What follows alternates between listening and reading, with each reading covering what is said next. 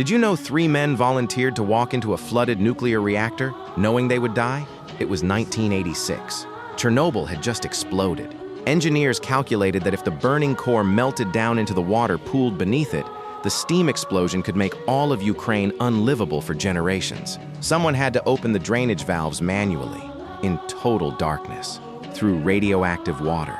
Alexei Ananenko, Valery Bespalov, and Boris Baranov said yes.